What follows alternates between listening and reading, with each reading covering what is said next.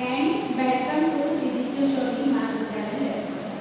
ठीक है, तो आज हम बात करते हैं बीए फर्स्ट ईयर का फर्स्ट सेम के सिलेबस के बारे में।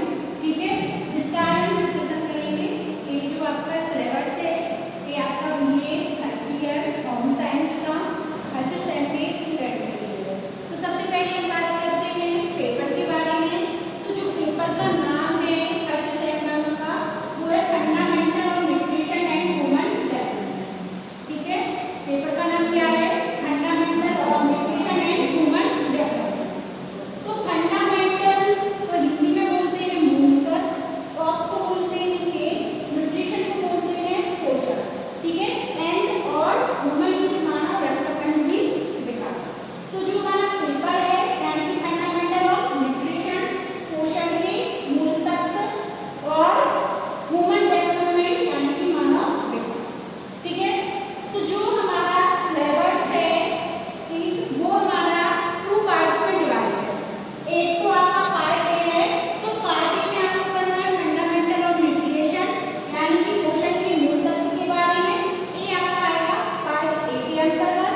ठीक है, देन नेक्स्ट आपका आएगा ह्यूमन डेवलपमेंट, ये मानव विकास, ये आएगा आपका पार्ट बी के अंतर्गत।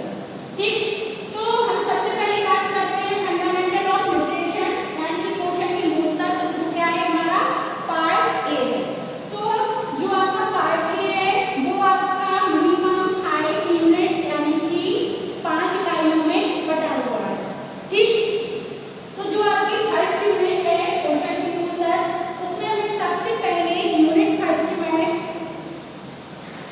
सबसे पहले हमारे लिए यूनिट फर्स्ट में पढ़ना है traditional home science. Traditional home science. ठीक है, तो जो हमारा टाइटल है मेन टाइटल यूनिट फर्स्ट का क्या है? Traditional home science. ठीक है, तो इसके अंतर्गत हम क्या पढ़ेंगे? सबसे पहले होम साइंस क्या है, इसकी डेफिनेशन क्या है, इसका स्टडी एरिया क्या है। ठीक है, और इसके बेनिफिट्स क्या है, प्रेजेंट टाइम में होम साइंस का कितना डेवलपमेंट हुआ। ठीक, फिर हमारी आएगी यूनिट सेकेंड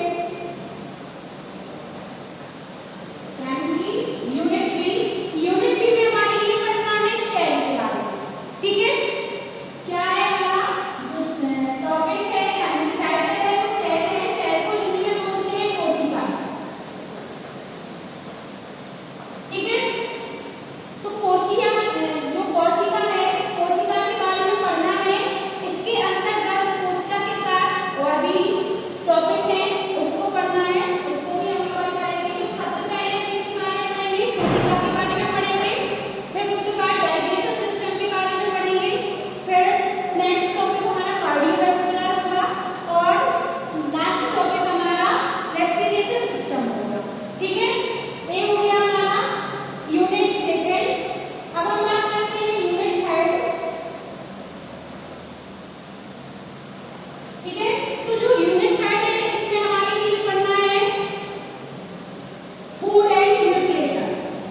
यूनिट थर्ड है, यूनिट थर्ड में हम पढ़ेंगे फूड एंड न्यूट्रिशन।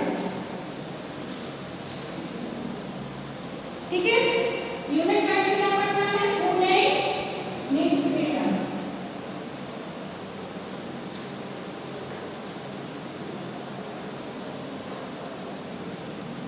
ठीक है,